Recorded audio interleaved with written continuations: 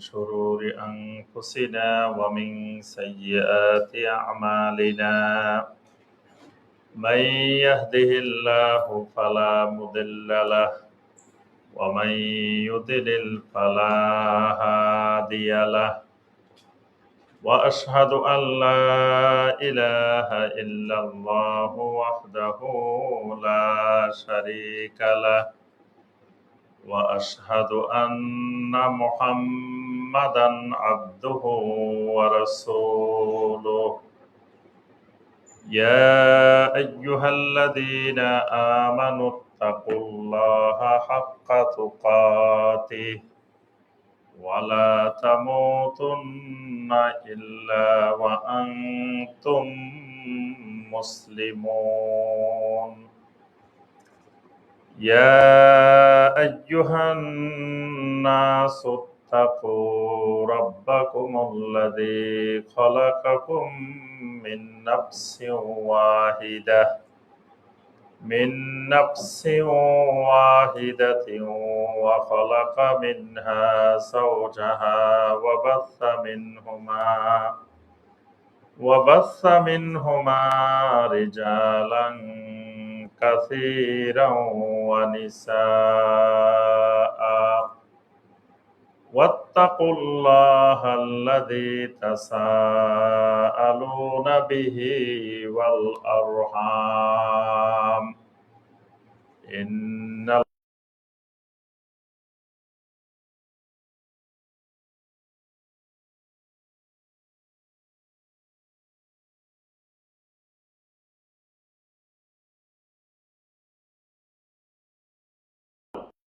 قولا سديدا يصلح لكم أعمالكم ويغفر لكم ذنوبكم ومن يطع الله ورسوله فقد فاز فوزا عظيما أما بعد فإن خير الحديث كتاب الله وخير الهدي هدي محمد صلى الله عليه وسلم وشر الأمور محدثاتها وكل محدثة بدعة وكل بدعة ضلالة وفي رواية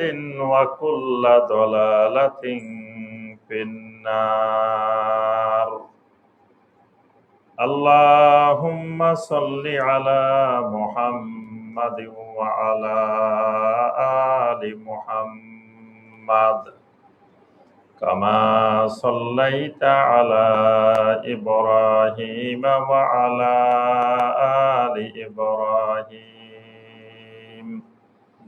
إنك حميد مجيد اللهم بارك على محمد وعلى آل محمد كما باركت على إبراهيم وعلى آل إبراهيم إنك حميد مجيد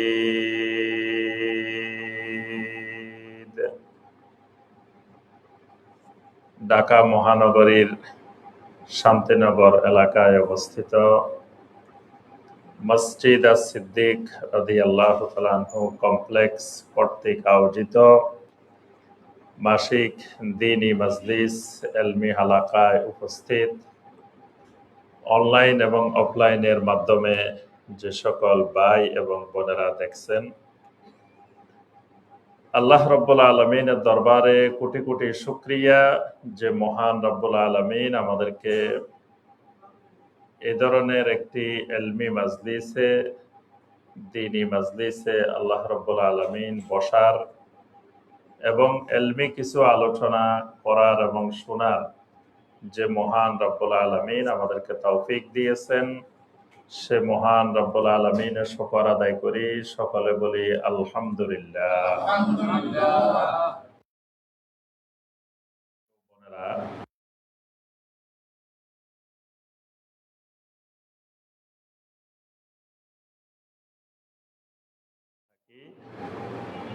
এটি গত শতাব্দীর বিশ্বের শীর্ষ পর্যায়ের যে সমস্ত ওলামায়ে কেরাম আহলুল এলেমেরা ছিলেন, তাদের যে সকল দার্স, গুরুত্বপূর্ণ দার্সগুলোকে একত্রিত করে এই কিতাবটি রচনা করা হয়েছে। কিতাবটির নাম হলো দুরুসুল আম, অর্থাৎ গুরুত্বপূর্ণ বিশেষ বিশেষ দার্স সমূহ। তো আজকে আমরা যেখান থেকে আলোচনা করব, এখানে প্রথমে গুরুত্বপূর্ণ কয়েকটি ফাতোয়া আছে, এরপরেই একটা বিষয়ের উপরে আলোচনা আছে, ফাদলু সালামাতিস সদর। অর্থাৎ সালামাতুস সদর মানে নিজের বক্ষকে নিরাপদ রাখা। তো এই সম্পর্কে আলোচনাটা, দার্সটা আমরা শুনবো। তো প্রথমে আমরা কয়েকটি প্রশ্ন আছে। সামাহাতুশ শায়েখ আব্দুল আজিজ বিন বাজ রাহিমাহুল্লাহ, যাকে আমরা সবাই এক নামে চিনি, তো শাইখ বিন বাজ রাহিমাহুল্লাহর কাছে একটি ফতোয়া জানতে চাওয়া হয়েছে। আলাইসা লিসাহিরে তাওবা,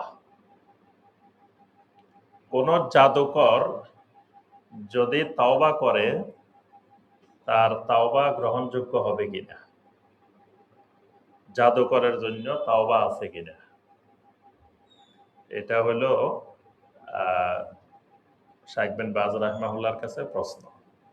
আমরা জানি 7টি সবচাইতে বড় বড় যে কবিরা গুনাহ, যে 7টি গুনাহকে নবী সাল্লাল্লাহু আলাইহি ওয়াসাল্লাম বলেছেন আস-সাবউল মুবিকাত, এই 7টি ধ্বংসাত্মক কবিরা গুনাহ, যেটা একজন মুসলিমের ঈমান, আমল সবকিছুকে ধ্বংস করে ফেলে। এই ধরনের 7টি ধ্বংসাত্মক কবিরা গুনাহ আছে। টোটাল কবিরা গুনার সংখ্যা কয়টি? 70টি। 70টির মধ্যে 7টিকে নবী সাল্লাল্লাহু আলাইহি ওয়াসাল্লাম বলছেন আস-সাবউল মুবিকাত। এর মধ্যে প্রথমটি হলো আল্লাহর সাথে শিরিক করা, তারপরেরটি 2 নম্বরটাই হলো আস-সিহর, জাদু করা। তাহলে জাদু একটা মারাত্মক কবিরা গুনাহ, এবং জাদু কুফরি। জাদুকে আল্লাহ রাব্বুল আলামিন কোরআনে কারিমে কুফরি বলছেন। প্রথম যে ফেরেশতারা জাদু শিখাইতেন, তারা দুনিয়ার মানুষকে বলতেন যে ইন্নামা নাহনু ফিতনাতুন ফালা তাকফুর, আমরা তোমাদের জন্য ফিতনা, পরীক্ষা স্বরূপ, তোমরা কুফরি করিও না। মানে তোমরা জাদু শিখে তোমরা কুফরি করিও না। তাহলে জাদু করা, যাকে দিয়ে করানো হয়, যারা যারা জাদুর কাজে সহযোগিতা করে, প্রত্যেকে কুফরি করে, এবং এই কুফরি করলে ঈমান ভেঙে যায়। এটা ঈমান ভঙ্গের একটি গুরুত্বপূর্ণ কারণ। এই জন্যই শাইখের কাছে জানতে চাওয়া হয়েছে যে এই জাদুকর, জাদুকারী, সে যদি তওবা করে তাহলে তার তওবা কবুল হবে কিনা। তো তিনি উত্তরে বলছেন আস-সহিহ আন্নাহু লা তাওবাতা লাহু ফি হুকমিজ যাহির বাল ইয়াজিবু কাতলাহু মাতা সাবাতা আন্নাহু সাহিরুন বিল বায়্যিনাতিশ শারঈয়্যা লাদাল মাহকামা। বলছে বিশুদ্ধ কথা হলো, বিশুদ্ধ মত হলো,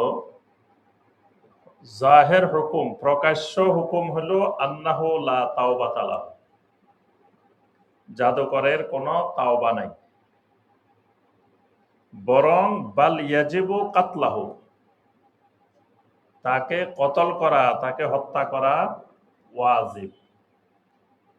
মাতা সাবাতা আন্নাহু সাহিরুন বিল বায়্যিনাতিশ শারঈয়্যা লাদাল মাহকামা, আদালতের কাছে যদি সুস্পষ্ট দলিল প্রমাণের ভিত্তিতে সাবেত হয়, প্রতিষ্ঠিত হয় যে এই লোক জাদুকর, এটা যদি আদালতের কাছে নিশ্চিত হয়, আদালত তাকে হত্যা করবে, মৃত্যুদণ্ড দিবে। হেমায়াতাল লিল মুজতামিল ইসলামী মিন শাররিহি, তার অনিষ্টতা থেকে ইসলামী সমাজকে, মুসলিম সমাজকে রক্ষা করার জন্য। অর্থাৎ সে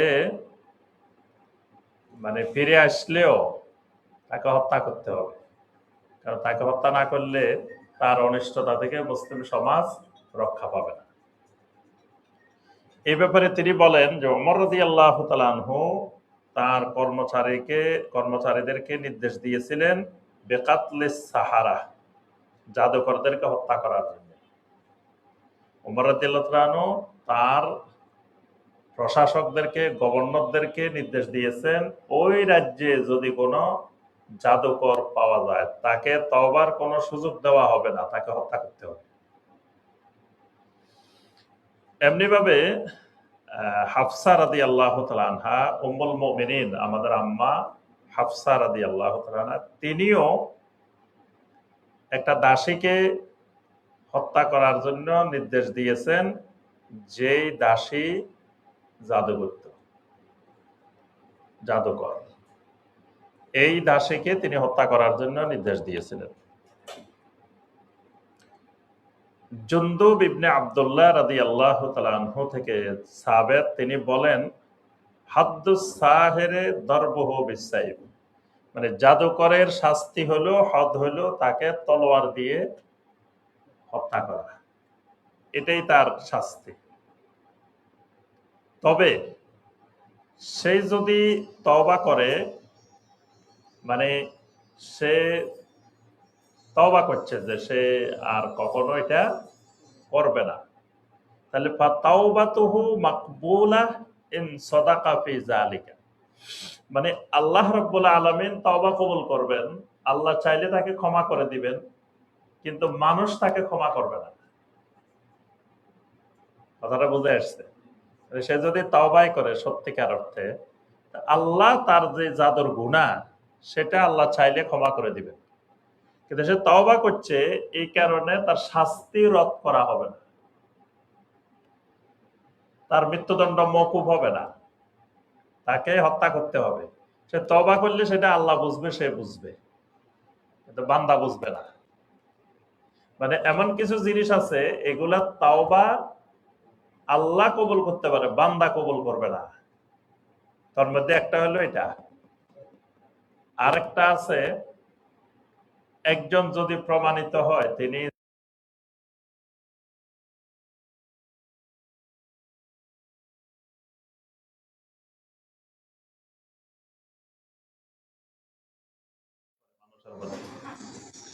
তো একবার প্রমাণ হয়েছে, প্রমাণ হওয়ার পরে সে যদি তওবা করে, তার তাওবা আল্লাহ হয়তো কবুল করতে পারেন, সে যদি সত্যিকার অর্থে তওবা করে।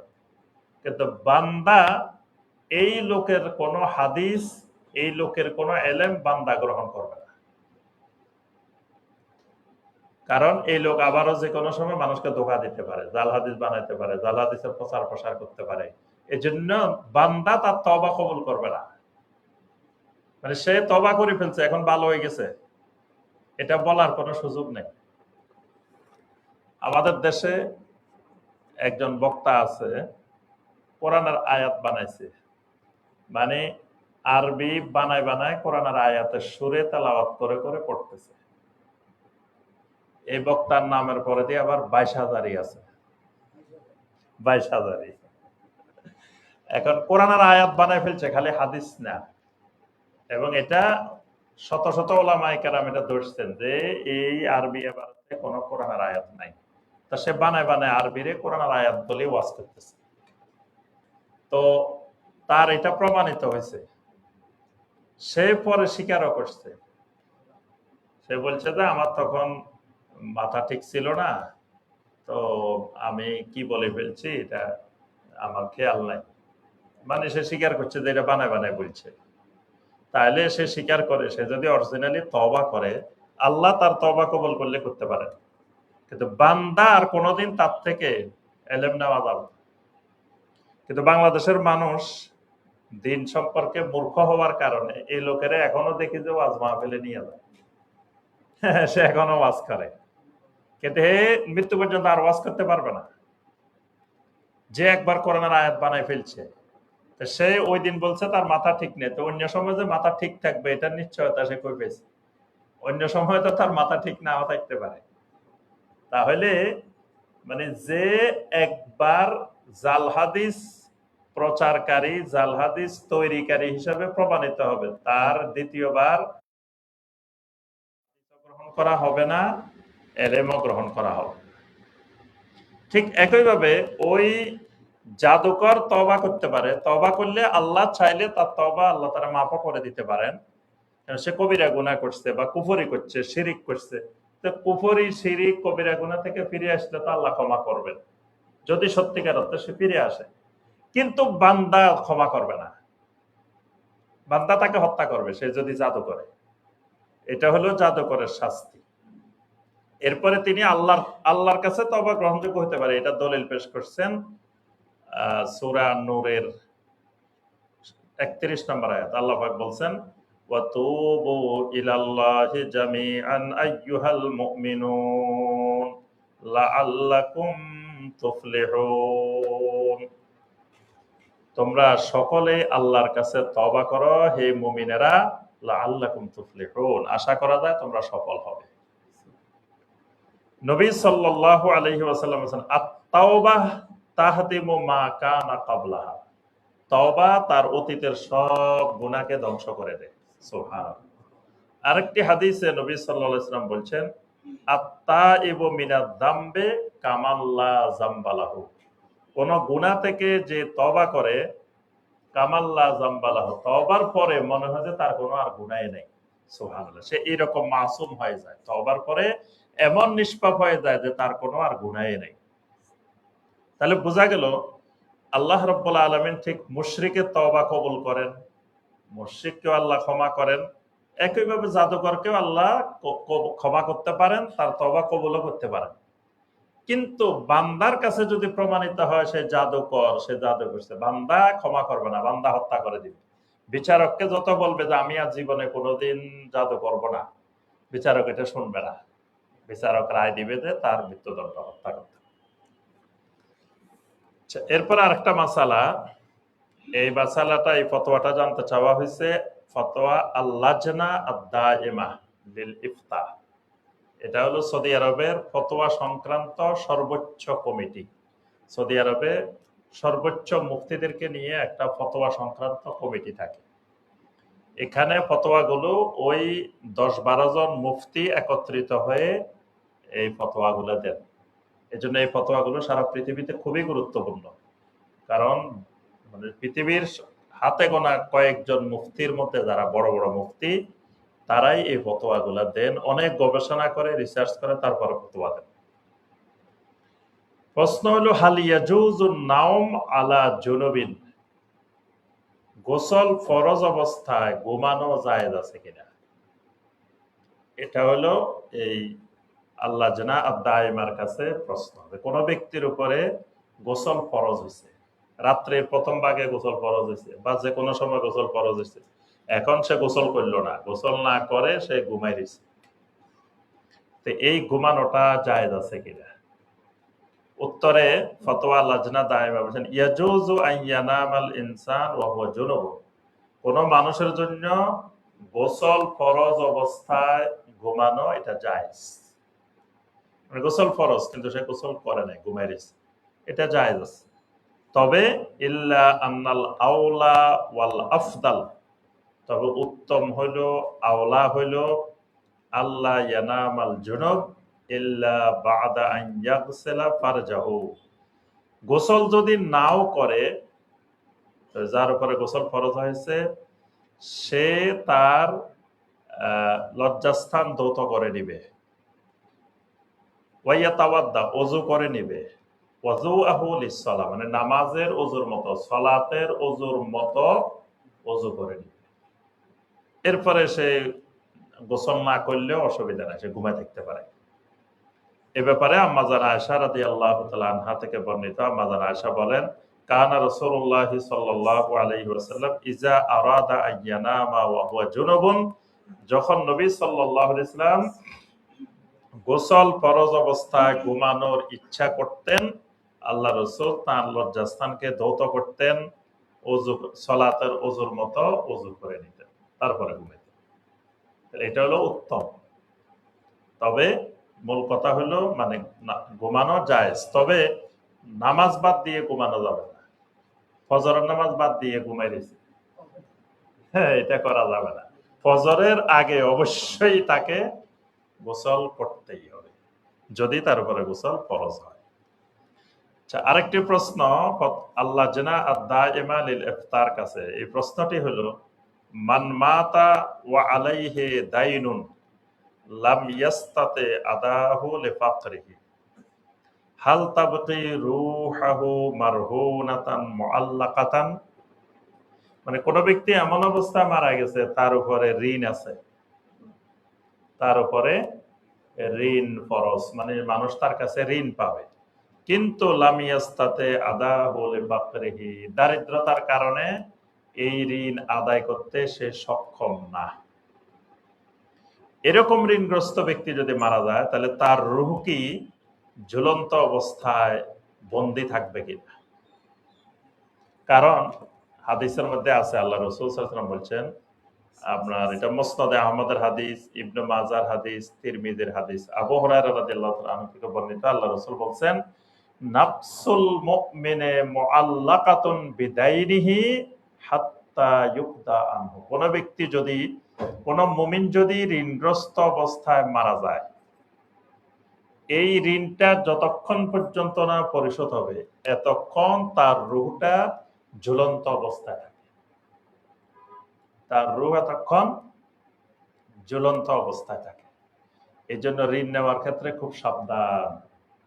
মানে আমি মারা গেলাম, আমার ঋণ আমার ওয়ারিসেরা আদায় করবে কিনা, ওয়ারিসেরা যদি কয় তার ঋণ সে জানে, সে নিচে কেন ঋণ, তাকে আমরা ঋণ নিতে বলছি আর পরিশোধ করলো না, তাহলে আপনার রূহ কিন্তু ঝুলন্ত অবস্থায়, বন্দী অবস্থায় থাকবে। এখন প্রশ্ন হলো, তো ঋণ পরিশোধ করতে পারে নাই, তো দুই ধরনের লোক থাকতে পারে।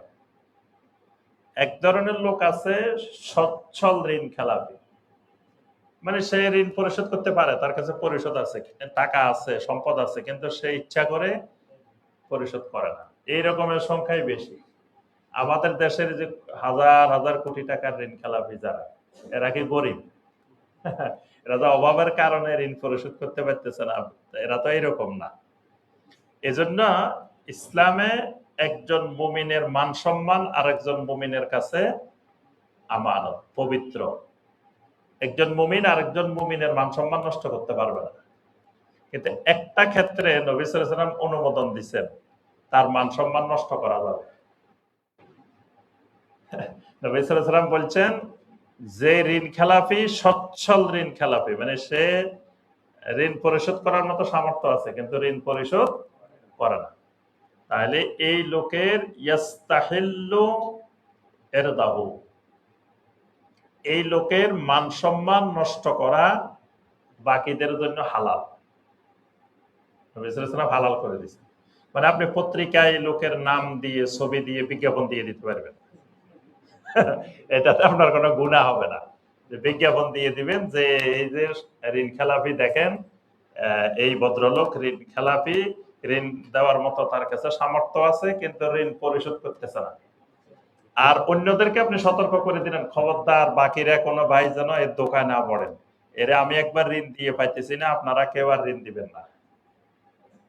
কারণ এতো যারা এরকম ঋণ খেলাবে এরা কিন্তু বিভিন্ন জনের থেকে নেয়, এবং আপনারটা ওকে শোনায় না, ওরটা ওকে শোনায় না, আর আপনাকে বলবে যে ভাই ঋণটা যে নিচ্ছি কাউকে একটু বলবেন না, বা সবাইরে বলে যে কারোটা বলবেন না, মানে আপনারটাও জানবে না, ওরটা জানবে, আসলে সবাই পান। এরকম অনেক ঘটনা ঘটছে আমাদের, আমি যে এলাকা থেকে সেই এলাকায় একজন এরকম বিভিন্ন জনের থেকে ঋণ নিছে কিন্তু কারোটা শুনে না, এরাও কইছে ভাই কারোরে বলিয়েন না, এরাও কইছে কারোরে বলিয়েন না। এখন সবাই ঋণ দিয়ে বসে রয়েছে, এক সময় সে হঠাৎ করে পালাই গেছে এলাকা থেকে। এখন এ কয় ভাই আমি তো 2 লাখ টাকা পেতাম, এ কয় আমি 5 লাখ টাকা পেতাম, এ কয় 3 লাখ টাকা, সবাই পায়। কিন্তু এই যে ভাইবো এ জানা না, এই যে ভাইবো এ জানা না। এরকম ঋণ খেলাপি হলে তাদের ব্যাপারে পুরো জাতিকে জানাই দেওয়া, এটা জায়েজ, এটা গীবত হবে না, তার মান সম্মান নষ্ট করলে কোনো গুনাহ হবে না। কারণ এই লোকটা আপনার সচ্ছল ঋণ খেলাপি, এবং এদের অনেক শাস্তির কথাও আছে হাদিসের মধ্যে। মানে জাহিলি যুগে মানুষ ঋণের বোঝা জর্জরিত হয়ে থাকতো, মানে সুদের উপরে সুদ, সুদের উপরে সুদ, চক্রবৃদ্ধি হারে সুদ। এজন্য আল্লাহ পাক সূরা আলে ইমরানের 131 132 এখানে আল্লাহ বলছেন যে ইয়া আইয়ুহাল্লাযীনা আমানু লা তাকুলুর রিবা আদআফাম মুদাআফা, হে ঈমানদাররা তোমরা চক্রবৃদ্ধি হারে সুদ খাইও না। এখন নবী সাল্লাল্লাহু আলাইহি ওয়াসাল্লাম সুদকে হারাম করে দিলেন, কিন্তু কর্জে হাসান দেওয়ার ব্যাপারে নবী সাল্লাল্লাহু আলাইহি ওয়াসাল্লাম উৎসাহিত করছেন। কর্জে হাসান মানে একজন আরেকজনকে ঋণ দিবে সুদ ছাড়া। তো কিছু কিছু মানুষ আবার বললো যে পাইছি সুবিধা, যেহেতু সুদ দেওয়া লাগবে না, তাহলে আবার 3 মাসের জায়গায় 6 মাস পরে দিব, 6 মাসের জায়গায় 9 মাস পরে দিব, এরকম কিছু মানুষ আছে।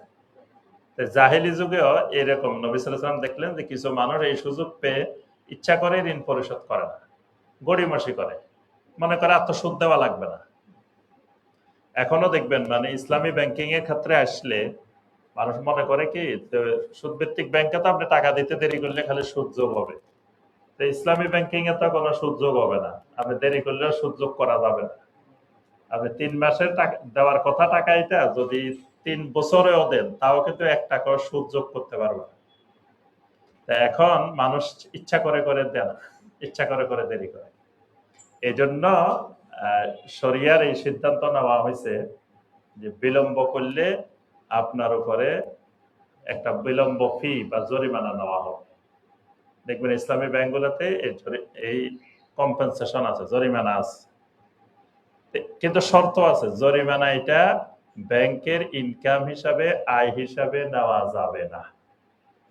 এই জরিমানাটা ওই চ্যারিটি ফান্ডে, ফাউন্ডেশনে দিয়ে দিতে হবে, এটা আয় হবে না, এটা হারাম। এখন আপনার থেকে নেওয়া হয়েছে কেন? ওই যে আপনি দিতেছেন না, তো হয়তো একজনের সমস্যার কারণে, বাকিরা তো এই জরিমানা না দেখলে 3 বছরও দিবে না। হ্যাঁ, এই জন্য হাদিসে আল্লাহ রাসূল সাল্লাল্লাহু আলাইহি ওয়াসাল্লাম যারা ইচ্ছাকৃত ঋণ খেলাপি, মানে সামর্থ্য আছে কিন্তু দেয় না, এদের অনেক শাস্তির কথা আল্লাহ রাসূল সাল্লাল্লাহু আলাইহি ওয়াসাল্লাম বর্ণনা করেছেন। এখন এখানে যে মাসালা এই হলো অসচ্ছল ঋণ খেলাপি, মানে আগে নিচে ঋণ, এখন যে ঋণ পরিশোধ করবে সেটাও নাই, সব খাই ফেলছে, ঋণ পরিশোধ করার মতো কিছু নাই। কিন্তু কোনো ব্যক্তি মারা গেলে খেয়াল রাখতে হবে, ওয়ারিসেরা সম্পদ বন্টন করার আগে ওই ব্যক্তির যত ঋণ থাকবে সম্পদ দিয়ে ঋণ পরিশোধ করতে হবে আগে। ঋণ পরিশোধ করে যদি 1 টাকাও না থাকে তাহলে ওয়ারিসেরা কিছুই পাবে না, ওয়ারিসেরা পাবেই না। কিন্তু ওয়ারিসদের সম্পদ বন্টনের আগে ওই ব্যক্তির ঋণ পরিশোধ করতে হবে। এই জন্য কিন্তু আপনি যখন ঋণ করবেন তখন এটা আপনার ওয়ারিসদেরকে জানাবেন, এবং ওয়ারিসদের থেকে ওয়াদা নেবেন যে আমি যদি ঋণ পরিশোধ করার আগে মারা যাই তাহলে তারা যেন আপনার এই ঋণ পরিশোধ করে, আপনার সম্পদ থেকে তারা যেন এই ঋণ পরিশোধ করে। আচ্ছা, এখন এই মাসালার উত্তরে ফতোয়া লাজনা দায়মা বলতেছেন যে তার কাছে কোনো ঋণ নেই, মানে টাকা নাই পরিশোধ করার মতো, অসমর্থ। এখানে তারা বলছেন যে ওই ব্যক্তি এই হাদিসের আওতাভুক্ত হবে না। কোনো ব্যক্তি মারা গেলে, যে নবী সাল্লাল্লাহু আলাইহি ওয়াসাল্লাম বলছে ঋণ সহকারে মারা গেলে তার রূহটা ঝুলন্ত অবস্থায়, বন্দী অবস্থায় থাকবে, এই ব্যক্তি এই হাদিসের আওতাভুক্ত হবে না, কারণ তার কাছে তো ঋণ পরিশোধ করার মতো সামর্থ্য নাই। তো সামর্থ্য না থাকলে ওই যে ব্যক্তি ঋণ দিছেন, কর্জে হাসান দিছেন, উনি দেওয়ার সময় এই নিয়তে দিতে হবে যে আমার এই মুসলিম ভাই যদি ঋণ পরিশোধ করতে অসমর্থ হয়ে যায় তাহলে আমি তাকে ক্ষমা করে দিব। কিন্তু সামর্থ্য আছে, তাকে ক্ষমা করা যাবে না। সামর্থ্য নাই, কিছুই নেই আপনার ঋণ পরিশোধ করবে না, তাহলে আপনি তাকে ক্ষমা করে দিবেন, এর বিনিময়ে আল্লাহ আপনাকে যাজা দিবেন। এখন ওই যে এখানে উত্তরে বলা হচ্ছে যে এই হাদিসটা এই ব্যক্তির ক্ষেত্রে প্রযোজ্য হবে না, কারণ আল্লাহ পাক বলছেন সূরা আল বাকারা 286 নম্বর আয়াত, লা ইউকাল্লিফুল্লাহু নাফসান ইল্লা বুসআহা। কোন ব্যক্তির সাধ্যের অতিরিক্ত কোন বোঝা আল্লাহ রাব্বুল আলামিন তার উপরে চাপিয়ে দেন না। তবে খেয়াল রাখতে হবে, নেওয়ার সময় কিছু মানুষ আছে আবার খালি ঋণ করে অভ্যাস হয়ে যায়, ঋণ না লাগলেও ঋণ করে, আর মনে করে যে আমি না দিতে পারলে তো ক্ষমা করে দিবে। হ্যাঁ, তাই যা নিচে সব খাই ফেলছে, সব খরচ করে ফেলছে। নেওয়ার সময় তার নিয়ত যে দিবে না। এখনকার সময় বেশিরভাগ মানুষ আপনার থেকে যখন ঋণ নিবে, হাওলাত নিবে, নেওয়ার সময় এই নিয়তে যে আর দিবে না। তার নেওয়ার সময় ভিতরে ভিতরে নিয়ত হলো কি সে আর দিবে না। আর এতদিন তো একটু সম্পর্ক ছিল ভালো, আপনি উপকার করতে যায়, এবার সম্পর্ক কি হয়, সম্পর্ক খারাপ, শেষ পর্যন্ত আত্মীয় স্বজনের সম্পর্ক ছিন্ন হয়ে যায়। আর টাকা দান না দিলে সম্পর্ক ভালো থাকে, যখন উপকার করছেন টাকা দান দিচ্ছেন, শেষ পর্যন্ত আত্মীয়তা সম্পর্ক ছিন্ন, কথাবার্তা বন্ধ, মোবাইল বন্ধ, যোগাযোগ বন্ধ, সব সম্পর্ক ছিন্ন হয়ে গেছে। আল্লাহ রাসূল সাল্লাল্লাহু আলাইহি ওয়াসাল্লাম বলেন, মান আখাযা আমওয়ালান নাস ইউরিদু আদাআহা, কোন ব্যক্তি যদি কারো থেকে নেওয়ার সময় এই নিয়তে নেয় যে আমি দ্রুত তার ঋণটা পরিশোধ করে দিব, তাহলে আল্লাহ রাব্বুল আলামিন তার ঋণ পরিশোধটা সহজ করে দেন, আল্লাহ ব্যবস্থা করে দেন। সুবহান। আর কোন ব্যক্তি যদি এই নিয়তে নেয় যে আমি দিব না, আল্লাহ তার এই ঋণ পরিশোধটা কঠিন করে দেন, সে নিয়তে করতে দিবে না। তো এই জন্য নেওয়ার সময় এই নিয়তে নেওয়া যাবে না যে আমি ঋণটা পরিশোধ করব।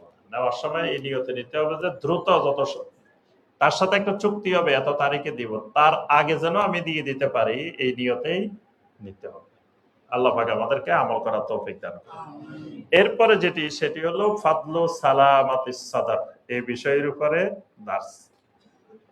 সালামাতুস সাদার মানে একজন মুমিনের ভিতরে কোন ধরনের হিংসা, বিদ্বেষ, অহংকার এগুলো থাকা যাবে না।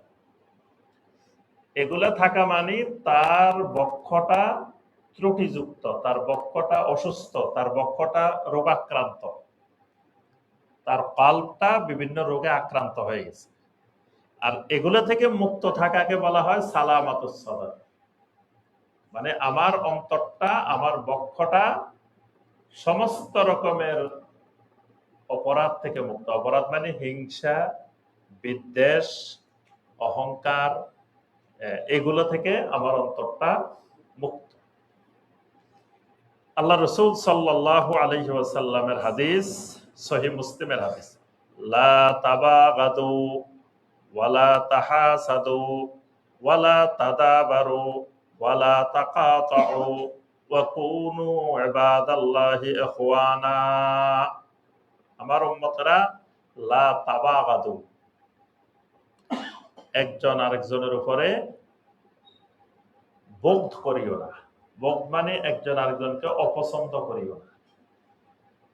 ওয়ালা তাহাসাদু, একজন আরেকজনকে হিংসা করিও না। ওয়ালা তাদাবারু, একজনের পিছনে আরেকজন লেগে থাকিও না। নিজের চিন্তা নাই, আরেকজনের পিছনে লাগিয়ে দিয়েছে।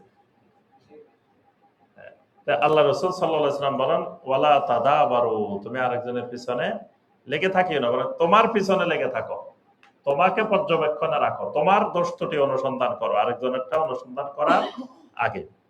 ওয়ালা তাকাতাউ, একজন আরেকজনের সাথে সম্পর্ক বিচ্ছিন্ন করিও না। ওয়া কুনু ইবাদাল্লাহি ইখওয়ানা, তোমরা আল্লাহর বান্দা হিসাবে একজন আরেকজনের ভাই ভাই হয়ে যাও। ওয়ালা ইয়াহিল্লু লিমুসলিমিন আন ইয়াহজুরা আখাহু ফাওকা সালাস, এক মুসলিম আরেক মুসলিমকে 3 দিনের বেশি পরিত্যাগ করা, 3 দিনের বেশি তার সাথে কথাবার্তা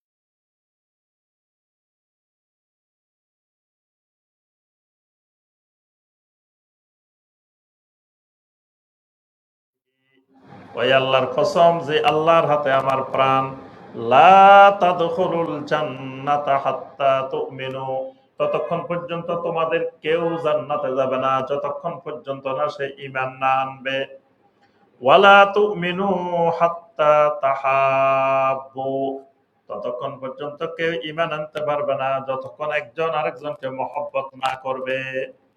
এক ঈমানদার আরেক ঈমানদারকে যতক্ষণ মহব্বত করবে না এতক্ষণ ঈমানদার হইতে পারবে না, তার তলে সে জান্নাতেও যেতে পারবে না।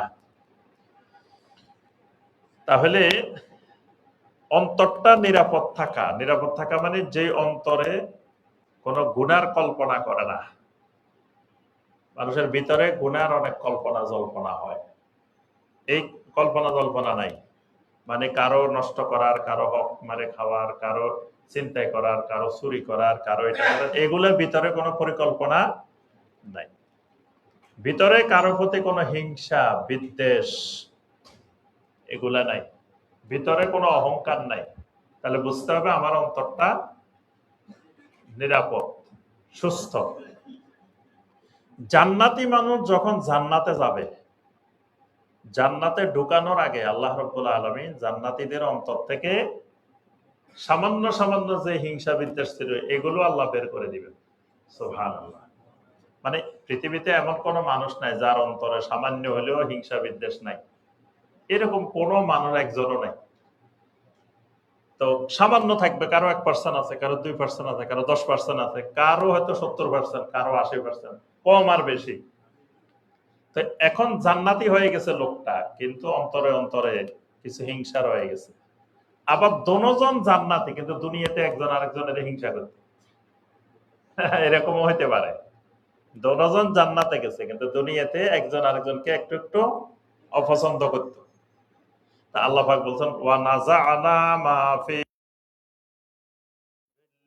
ইখওয়ানান আলা সুরুরিম মুতাকাবিলিন, জান্নাতীদের ভিতরে তাদের অন্তরে সামান্য পরিমাণও যদি হিংসা বিদ্বেষ থাকে, ওই জান্নাতে ঢোকানোর আগে আমি সেটা তার থেকে বের করে নিব। সুবহানাল্লাহ। মানে জান্নাতি মানুষের ভিতরে যাররা পরিমাণও জান্নাতে ঢুকলে আর হিংসা বিদ্বেষ থাকবে না। কারণ হিংসা বিদ্বেষ থাকবে কেন? সেখানে তো আপনার কিছুর অভাব নাই, আরেকজনের বেশি পাই গেছে, আপনার কম হয়েছে, এটা নিয়ে গেছে, এটা করছে, আপনার তো এখানে হিংসা করার আর কিছু নাই। আল্লাহ পাক জান্নাতীদের অন্তর থেকে এটা বের করে দিবেন। আলা সুরুরিম মুতাকাবিলিন, জান্নাতীরা একজন আরেকজনের সাথে আনন্দ চিত্তে সামনাসামনি বসে গল্প করবে, কথা বলবে, কোনো ধরনের হিংসা বিদ্বেষ থাকবে না। সুবহানাল্লাহ। তাহলে বোঝা যায় অন্তরকে এই দোষ ত্রুটি মুক্ত রাখা, হিংসা মুক্ত রাখা, ক্রোধ মুক্ত রাখা, এটা ইমানদারের জান্নাতি মানুষের বৈশিষ্ট্য। এখন আসেন মানুষের অন্তরে এই হিংসা বিদ্বেষ, এই অহংকার এগুলো তৈরি হয় কেন? প্রথমে দেখবো আমরা কারণগুলা, এরপরে দেখবো আমরা এগুলা দূর করার চিকিৎসা। আজকে আমরা দুইটা জিনিস আলোচনা করবো। একটা হলো কি কি কারণে অন্তরগুলা অসুস্থ হয়, অন্তরের ভিতরে রোগ ব্যাধি তৈরি হয়, হিংসা বিদ্বেষ তৈরি হয়, আর এটার কি কি চিকিৎসা করলে এটা সুস্থ হয়ে যায়। এক নম্বরে যে কারণে মুমিনদের অন্তরে হিংসা বিদ্বেষ অহংকার এগুলো তৈরি হয়, এক নম্বর কারণ তাআতুশ শায়তান, শয়তানের আনুগত্য। শয়তানের আনুগত্যর দ্বারা এগুলো তৈরি হয়। কারণ শয়তান চায় প্রত্যেকটা মুমিনের অন্তর যেন হিংসা বিদ্বেষ অহংকার এগুলাতে পরিপূর্ণ হয়। এজন্য দেখবেন মানুষটা নেককার, মানুষটা ভালো, কিন্তু হিংসায় ভরা। মানুষটা নামাজি, মানুষটা দেখবেন যে খুব দিন মানে দিন পালন করে, কিন্তু আবার হিংসাও করে। মানুষটা দিন পালন করে কিন্তু খুব অহংকারী, কাউকে কথা বলতে দেয় না, মানে সে সব বুঝে, তিনি সবচেয়ে বড় আলেম, তার থেকে বড় আলেম। মানুষ ভালো কিন্তু তার মধ্যে অহংকার ঢুকে গেছে। এই অহংকার কে ঢুকায়? শয়তান।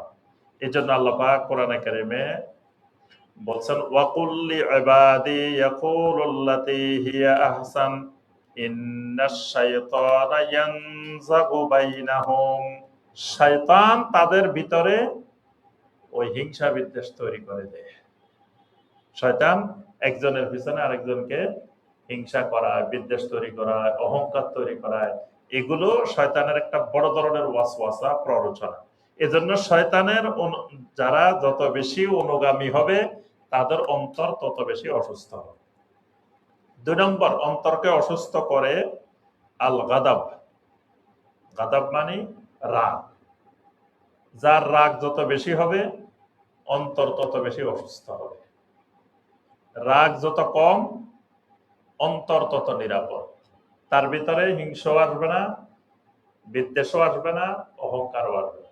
রাগ কম হইলে, রাগ যত বাড়বে দেখবেন হিংসা, বিদ্বেষ, অহংকার এগুলো বাড়তে থাকবে। এজন্য অসংখ্য সাহাবীকে নবী সাল্লাল্লাহু আলাইহি ওয়াসাল্লাম যখন উপদেশের জন্য আসতেন, ইয়া রাসূলুল্লাহ সাল্লাল্লাহু আলাইহি ওয়াসাল্লাম আমাকে একটু ওসিয়ত করেন, আমাকে একটু ওসিয়ত করেন, তখন নবী সাল্লাল্লাহু আলাইহি ওয়াসাল্লাম বলতেন কি, লা তাকদাব, লা তাকদাব, লা তাকদাব। রাগ করিও না, রাগ করিও না, রাগ করিও না। এই উপদেশটা নবী সাল্লাল্লাহু আলাইহি ওয়াসাল্লাম বেশি বেশি দিতেন। কারণ রাগ হলো মিফতাহু কুল্লি শার।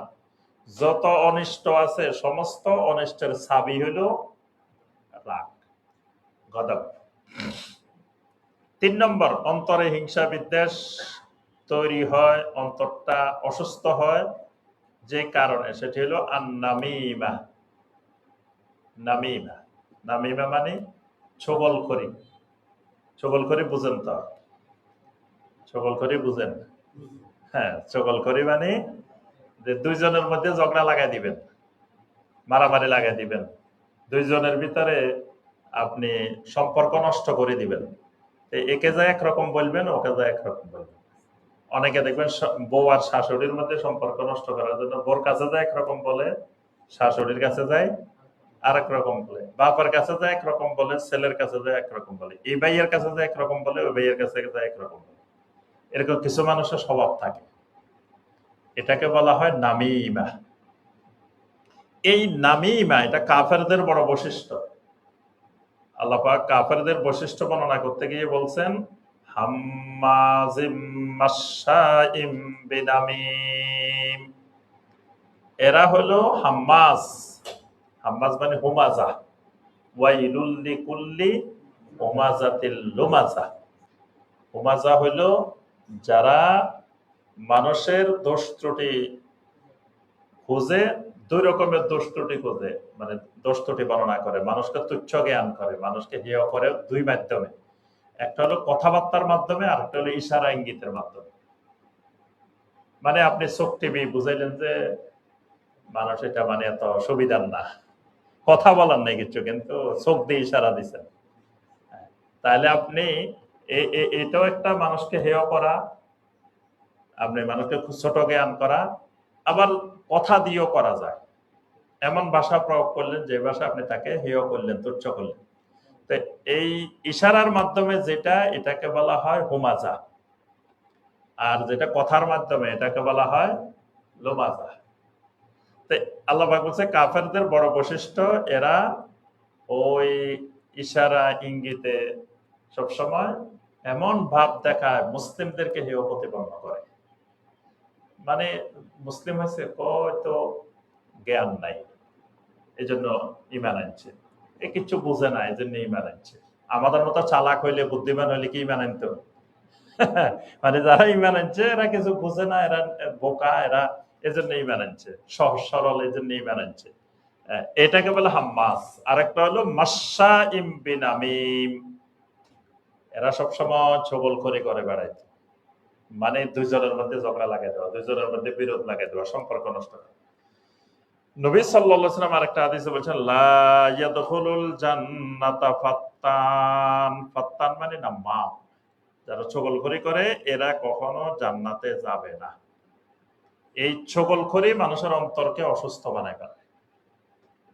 মানে সে ছগলখড়ি না করলে তার কাছে ভালো লাগে না, সেদিন তার খাবারে হজম হয় না, যেদিন এই কাজ করতে পারে না, মানে এর অভ্যাস হয়ে যায়। 4 নম্বর আল হাসাদ, হিংসা। হিংসা কেন হয়? হিংসা হয় কোনো মানুষের মধ্যে একটু বেশি দেখলে, কোনো কিছু টাকা পয়সা বেশি দেখছে বা এলেম বেশি দেখছে, পদ পদবী কোনো একটা বেশি দেখছে, সামাজিক প্রভাব প্রতিপত্তি কোনো একটা বেশি দেখছে, সে চায় যে তার এটা একেবারে ধ্বংস হয়ে যাক, আমার ভিতরে সব চলে আসুক। এটাকে বলে হিংসা। এটা ইসলামে হারাম। আরেকটা আছে গিপ্তা। গিপ্তাটা হলো আল্লাহ আমার এই ভাইকে দিছে, আল্লাহ আরো তারটা বাড়ায় দিক, পাশাপাশি আল্লাহ আমাকেও দিক। এটাকে বলা হয় শরীয়তের ভাষায় গিপ্তা। গিপ্তা জায়েজ। এই হিংসা যত বেশি করবে তত অন্তর অসুস্থ হবে। অন্তর অসুস্থ হওয়ার এটা বড় একটি কারণ। নবী সাল্লাল্লাহু আলাইহি ওয়াসাল্লাম বলেন, ইয়াকুম ওয়াল হাসাদ, হিংসা থেকে তোমরা নিজেদেরকে বাঁচিয়ে রাখো। ফা ইন্নাল হাসাদা ইয়াকুলুল হাসানাত কামা তাকুলুন নারুল হাতাব। হিংসা সমস্ত নেকামলকে খেয়ে ফেলে, যেমন আগুন লাকড়িকে খেয়ে ফেলে।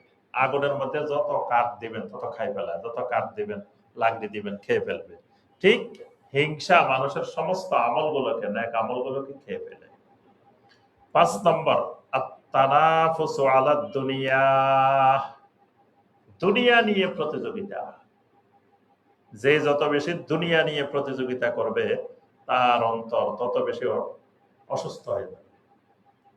দুনিয়ার প্রতিযোগিতা মানে অমুকের এটা আছে আমার ওইটা লাগবে, অমুকের এটা আছে আমার ওইটা দরকার, অমুকের বাড়ি একটা আমার 2টা হইতে হবে, অমুকের 5টা আমার 6টা হওয়া লাগবে। এজন্য ব্যাংকের লোন নিয়ে হইলেও, সুদের টাকা নিয়ে হইলেও বাড়ি করা লাগবে খালি। তারপরে অমুকের গাড়ির এত দাম, আমার গাড়ি আরো বেশি দামের হইতে হবে। এই অসুস্থ প্রতিযোগিতা, দুনিয়া নিয়ে প্রতিযোগিতা, এটা মানুষের অন্তরকে অসুস্থ করে দেয়। 6 নম্বর হুব্বুশ শুহরা ওয়ার রিয়াসাহ, যার ভিতরে প্রসিদ্ধি এবং নেতৃত্বের ভালোবাসা। মানে যার ভিতরে ঢুকছে যে তাকে সারা পৃথিবীর মানুষ চিনতে হইবে, এটাকে বলা হয় হুব্বুশ শুহরা, প্রসিদ্ধির রোগ, খ্যাতির রোগ। মানে তার খ্যাতি, তার সুনাম, তার পরিচিতি সারা ওয়ার্ল্ডে হয়ে যেতে হবে। নিজেকে খালি প্রচার করতে চায়, নিজেকে বড় করে করে তুলে ধরতে চায়, নিজেকে বড় বড় করে প্রচার করতে চায়। এইটা যার ভিতরে ঢুকছে তার অন্তর অসুস্থ হয়ে যাবে। আমাদের সালাফেরা ছিলেন, তারা সবসময় আল্লাহ সুবহানাহু ওয়া তাআলার কাছে দোয়া করতেন যে আল্লাহ আমাকে আপনি বানায় দেন মা'রুফান ফিস সামা ওয়া মাজহুলান ফিদ দুনিয়া। আল্লাহ দুনিয়াবাসীর কাছে আমাকে অপরিচিত বানাই দেন, আসমানবাসীর কাছে আমাকে পরিচিত বানাই দেন। মানে তারা শোহরাতটা চাইতেন, প্রসিদ্ধি চাইতেন, কিন্তু কোন জায়গায়? আহলুস সামা, মারুফান ফি আহলিস সামা। আসমানবাসীদের কাছে আল্লাহ আমার খ্যাতি, আমার সুনাম পুরো আসমানে আসমানে ছড়াই দেন। ফেরেশতারা নাম শুনলে যাতে বুঝতে পারে ও এটা ওই শান্তিনগরের অমুক। ফেরেশতারা নাম শুনলে যাতে বুঝে যায়, পরিচয় হয়ে যায়। পুরো আসমানে আমার নাম। আসমানে কেমনে আপনার নাম সুখ্যাতি হবে? দেখবেন এমন এমন আমল আছে যেগুলা করলে আল্লাহ সুবহানাহু ওয়া তাআলা আসমানে ফেরেশতাদের সাথে আলাপ আলোচনা করে। আল্লাহ এদের নাম ধরে ধরে বলে। যেমন আমরা যে জিকিরের মাজলিসে বসছি, এখন ইলমের মাজলিসে বসছি, আল্লাহ রাব্বুল আলামিন তার নিকটবর্তী ফেরেশতাদের কাছে আমাদেরকে নিয়ে আলোচনা করতেছেন, প্রত্যেকের নাম সহকারে, যে অমুক অমুক অমুক অমুক শান্তিনগর মসজিদে জিকিরের মাজলিসে বসছে। এই যে নামগুলো ফেরেশতাদের কাছে পৌঁছে গেছে না, এরকম যদি আপনার প্রতিদিন না ফেরেশতাদের সামনে নাম এটা আসতেই থাকে, তাহলে তার নাম এটা বলার আগে ফেরেশতারা চিনে ও এটা অমুক, পরিচিত হয়ে যায়। এই জন্যই সালাফেরা আল্লাহর কাছে দোয়া করতেন, আল্লাহ আমাকে আপনি আসমানবাসীর কাছে পরিচিত করে দেন, আর জমিনবাসীর কাছে কি করে দেন? মাজহুল, অপরিচিত বানাই দেন। এরকম মানুষ কিন্তু সমাজে পাবেন না, আমার কেউ না চিনুক, হ্যাঁ এটা কেউ চায় না।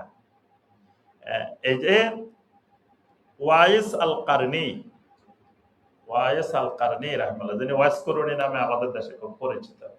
ওয়াইস আল কারনি রাহমাহুল্লাহ সারা জীবন খালি মানুষের থেকে পালাই বেড়াইছেন, মানুষ যাতে তারা নাচেনি, মানুষ যাতে তারা নাচেনি। প্রথমে উনি নবী সাল্লাল্লাহু আলাইহি সাল্লামের সময় ইসলাম গ্রহণ করছে, কিন্তু উনি আসতে পারেন না, কারণ অঞ্চল থেকে তিনি আসতে পারেন না। তার মায়ের খেদমত করতেন, তার মায়ের খেদমত রেখে আসতে পারেন। এখন নবী সাল্লাল্লাহু আলাইহি ওয়াসাল্লামের ওফাতের পরে আসছে, আল্লাহ রাসূল বলে গেছেন, সহিহ মুসলিমের হাদিস, ওমরকে বলে গেছেন যে এরকম একটা লোক আসবে, কারণ অঞ্চলের, নাম হবে ওয়াইস, তার এই পরিচয়, মায়ের খেদমত করে, তার শরীরে এই চিহ্ন আছে। এই লোক যদি আসে তোমাদের কাছে, তোমরা তার কাছে দোয়া চাইবা। সাহাবীদেরকে বলছেন তার কাছে কি? সে কিন্তু সাহাবী না। ওয়াইস আল কারনি রাহিমাহুল্লাহ তিনি তাবেঈ, যেহেতু রাসূলকে সরাসরি দেখেন নাই, কিন্তু রাসূল সাহাবীদেরকে বলছেন তার কাছে কি করার জন্য? দোয়া চাওয়ার। এখন উনি ওমর রাদিয়াল্লাহু তাআলার সময় আসছে মদিনায়। এখন তো আসার পরে ওমর রাদিয়াল্লাহু তাআলা দেখে জিজ্ঞেস করে, তোমার নাম কি? এটা কয় হ্যাঁ এটা। তোমার বাবার নাম এটা? হ্যাঁ। তোমার বাড়ি অমুক জায়গায়? হ্যাঁ। তোমার শরীরে একটা চিহ্ন আছে? হ্যাঁ। তোমার মায়ের খেদমত করতে এরকম? হ্যাঁ। সব মিলে গেছে, আল্লাহ রাসূল যা বলেন। বলে যে তুমি তো সে ওয়াইস আল কারনি যার ব্যাপারে নবী সাল্লাল্লাহু আলাইহি ওয়াসাল্লাম আমাদেরকে বলে গেছেন, তুমি আমাদের জন্য একটু দোয়া করো। তোমার দোয়ার মধ্যে আমাদেরকে শামিল দেখবে। এখন এই যে ওমর যে কথাগুলো বলছে, কিছু লোকে শুনে গেছে না, এরা বাইরে যায় সবাই বলা শুরু করছে, আল্লাহ রাসূল যে বলে গেছে ওই ওয়াইস আসছে কিন্তু আজকে। এখন তো দলে দলে মানুষ আসা শুরু হয়েছে ওয়াইসের দেখার জন্য, যে ব্যক্তিকে আল্লাহ রাসূল সাল্লাল্লাহু আলাইহি ওয়াসাল্লাম বলে গেছে এই লোকের ব্যাপারে। ওয়াইস ওমর রাদিয়াল্লাহু তাআলা আনহু থেকে বিদায় নিয়ে, ওনার সাথে আরো লোকেরা আসছে না। এখন উনি চিন্তা করছে, আরে আমি যদি আমার এলাকায় আবার ফেরত যাই, তাহলে লোক এগুলো ওই এলাকাতে সবাই বলে দিব যে তোমরা তো ওয়াইসের চিনো নাই, আল্লাহ রাসূলই বলে গেছেন। আবার ওমরের মতো লোকেরা, সাহাবীরা তার কাছে দোয়া চাইছে। এখন উনি ভয় পাইতেছে, আমি ওখানে গেলে আমাকে কেন্দ্র করে শিরিক শুরু হয়ে যেতে পারে, বেদাত শুরু হয়ে যেতে পারে। উনি আর দেশে ফেরত যান নাই, ওই এলাকায় যান নাই, উনি কোথায় যেন পালাই গেছেন। ওনাকে আর কেউ খুঁজে পায় নাই, অনেক দিন চলে গেছে, উনি খুঁজে পায়। এরপরে তিনি একবার আবার হজে আসছেন। হজে আসার পরে আবার কিছু লোকে চিনে গেছে। এখন চিনি বলতেছে, তুমি না ওয়াইস, তুমি না অমুক? বলে যে হ্যাঁ। তো এরপরে তার কাছে দোয়া চাওয়া শুরু হয়েছে। এখন ওই ওই যে এলাকায় গেছে, ওই এলাকার কিছু লোক আসছে সাথে, তারা কিন্তু উনারা চিনতো না উনি যে সে ওয়াইস। এই লোকেরাও চিনি গেছে। আবার এবার এরাও যে এলাকায় বলে দিব, উনি আবার ওই এলাকায়ও যান নাই, এবার ফালাই অন্য এলাকায় চলে গেছেন।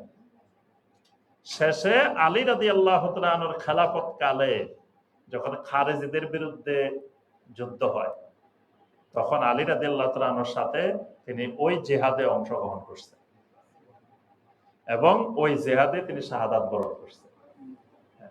তাহলে আপনার এই যে সালাফদের নীতি ছিল এটা, তারা খালি পালাই বেড়াইতেন, মানুষ যাতে না চিনে। কিন্তু এখন আমাদের অভ্যাস হয়ে গেছে উল্টা, খালি পরিচিতি, খালি পরিচিতি। এই পরিচিতির রোগ যাকে ধরবে, প্রসিদ্ধির রোগ, খ্যাতের রোগ, এটা অন্তরকে অসুস্থ বানায় ফেলবে। ওয়ার রিয়াসা, নেতৃত্বের লোক, নেতা হওয়ার লোক, এটাও যার মধ্যে ঢুকবে, দেখবেন যে সে নেতা হওয়ার জন্য কি করবে, আরেকজনের তার প্রতিদ্বন্দ্বী মনে করবে, তার বিরুদ্ধে গীবত করবে, তার বিরুদ্ধে এটা করবে, তাকে কেমনে দমায় রাখা যায় চেষ্টা করবে। তাহলে আরেক মুসলিমের প্রতি হিংসা, বিদ্বেষ, এগুলা তার মধ্যে তৈরি হয়ে যাবে। এজন্য প্রসিদ্ধি এবং নেতৃত্বের লোভ, এটা অন্তরের রোগকে বাড়ায় দেয়। 7 নম্বর, কাথরাতুল মেজাহ, বেশি বেশি হাসি তামাশা করা, কৌতুক করা, এটার দ্বারাও আপনার অন্তর অসুস্থ হয়ে যায়। অনেক বক্তা বাইরেছে দেখবেন, মানুষেরা খালি হাসা, কিচ্ছা কাহিনী কতগুলো আগে থেকে বানাই আনে বাড়ি থেকে, যে এগুলো বললে মানুষ হাসবে। এই হাসানো ওয়াজ, এটা অন্তরকে অসুস্থ বানায়। আবার কিছু বক্তা বাইরেছে খালি কান্দায়, কান্দা না আসলেও রুমালের মধ্যে ইয়া লাগায় নিয়ে আসে। কি লাগায়? হ্যাঁ জি, গ্লিসারিন। এটা নাকি লাগাইলে পানি জর্জর করে পড়ে গেল, খালি মুছে আর পানি পড়ে, মুছে আর পানি পড়ে। মানুষ তো মনে করতেছে কানতে কানতে শেষ। মানে কান্নাটাই তার ব্যবসা। দুই ধরনের বাইরেছে, মানে এই জাতি যখন মূর্খতার দিকে গেছে, এলেম থেকে দূরে সরে গেছে, তখন আল্লাহ এদের উপরে গজব হিসাবে দুই ধরনের বক্তা দিয়ে দিছে। এক ধরনের বক্তা হইলো খালি হাসাইব, আরেক ধরনের বক্তা হইলো কি কান্দাইব। দুটেই ঠিক না। আপনার এই বেশি হাসাহাসি করা এটা অন্তরকে রোগাক্রান্ত করে ফেলে। এই সাতটা হলো অন্তরকে অসুস্থ বানানোর বড় মাধ্যম। এবার আসেন চিকিৎসা। অন্তরকে সুস্থ করার জন্য যে কাজগুলো করলে দ্রুত চিকিৎসা হয়ে যাবে, অন্তর সুস্থ হয়ে যাবে, সালামাতুস সদর হয়ে যাবে। এক নম্বর আল ইখলাস। এক নম্বর চিকিৎসা হইলো আল ইখলাস। এটা ইমাম ইবনুল কাইয়িম রাহিমাহুল্লাহ তিনি এই চিকিৎসাগুলো জাদুল মাআদের মধ্যে, তারপরে আপনার আরো বিভিন্ন কিতাবে তিনি বর্ণনা করেছেন। এক নম্বর ইখলাস। যত যার ভিতরে ইখলাস যত বেশি হবে, অন্তর তত সুস্থ হয়ে যাবে। দেখবেন সে কারো প্রতি হিংসা বিদ্বেষ কিচ্ছু তৈরি হবে না যখন ইখলাস বেড়ে যাবে। কারণ আমি যা কাজ করতেছি কার জন্য করতেছি? আল্লাহর সন্তুষ্টির জন্য।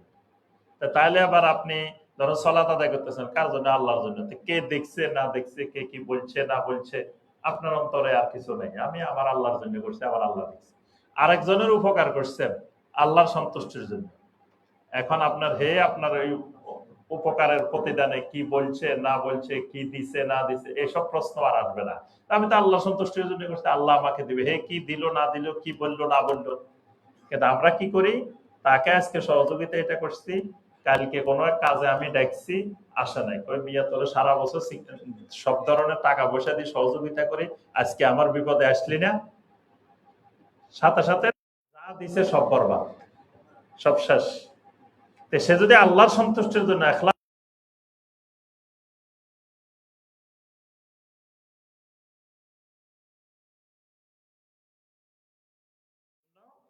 যত বেশি এই বিষয়টা থাকবে, ইখলাস থাকবে, তত অন্তর সুস্থ নিরাপদ।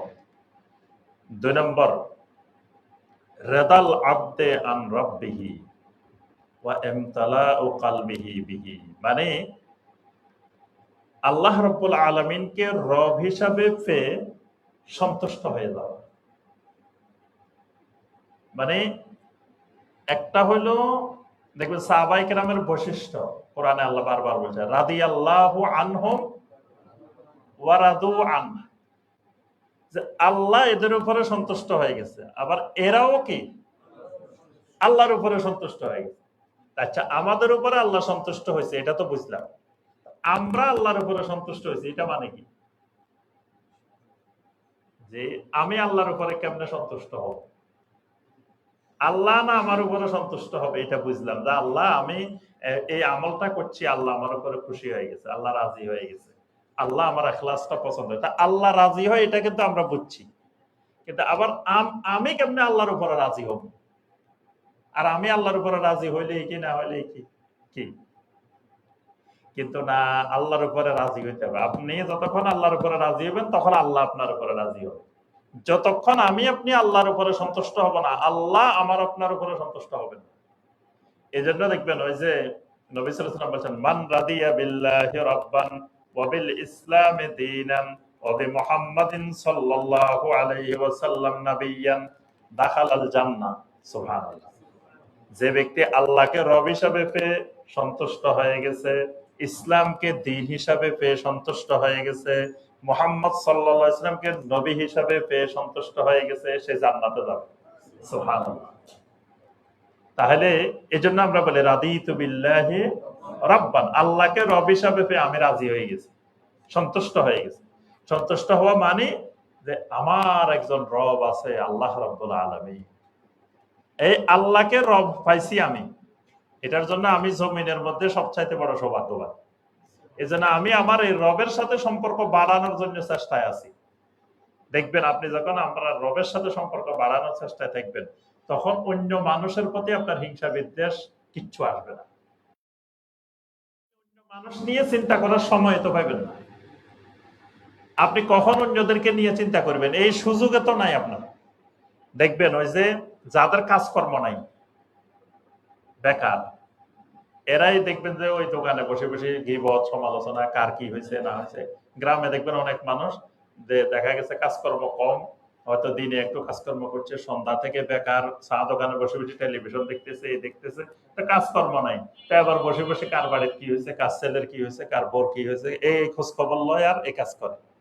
কিন্তু শহরে যারা থাকে এরা দেখবেন যে সকালে গেছে, অফিস থেকে আসছে 8টা বাজে, এখন সেই 8টা বাজে আসি কার গীবত করার, কার কি করার হের এই সময় আছে, হে কেমনে ঘুমাইবো, আবার সকালে উঠে অফিসে দৌড় দিব, হেঁটে এই ব্যস্ততার মধ্যেই আছে। এখন যেই লোকটা আল্লাহকে সন্তুষ্ট করার জন্য, আল্লাহকে রাজি করার জন্য ব্যস্ত, সে আর অন্য মানুষ নিয়ে চিন্তা করার সময় আছে? কারণ সে তো আল্লাহ রাব্বুল আলামিন কেমনে রাজি হবে, আল্লাহকে কেমনে খুশি করবে, আল্লাহকে কেমনে সন্তুষ্ট করবে, এটা নিয়ে সে ব্যস্ততার মধ্যে থাকে। তার অন্তরটা পুরো সুস্থ হয়ে যাবে, তার অন্তরে কোনো রোগ ব্যাধি থাকবে না।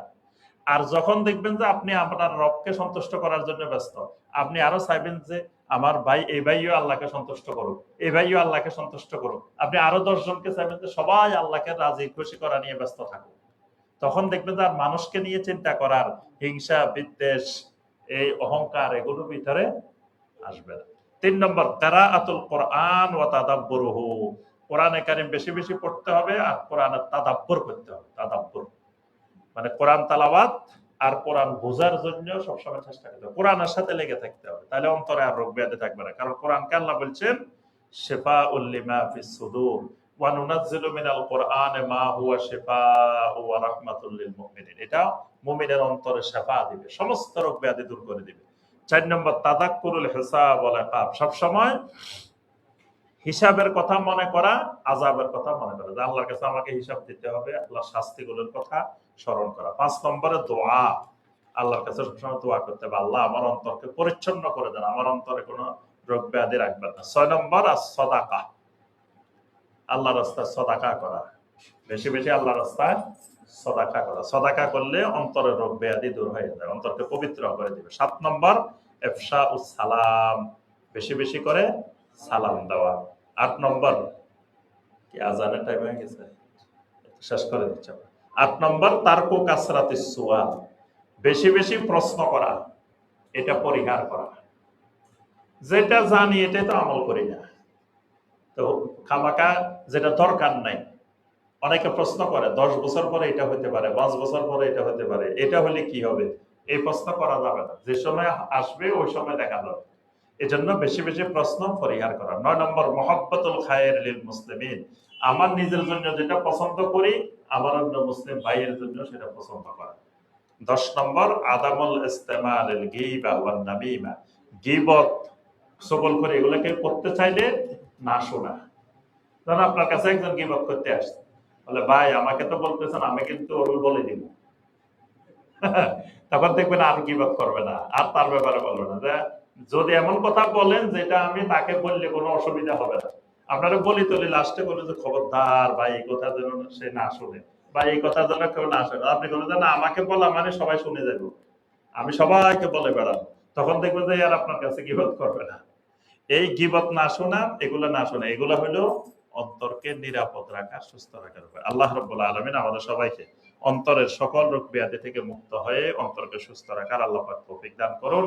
আমিন ইয়া রাব্বাল আলামিন। সুবহানাকা আল্লাহুম্মা বিহামদিকা আশহাদু আল্লা ইলাহা ইল্লা আনতা আস্তাগফিরুকা ওয়া আতুবু ইলাইক। আসসালামু আলাইকুম ওয়া রাহমাতুল্লাহ।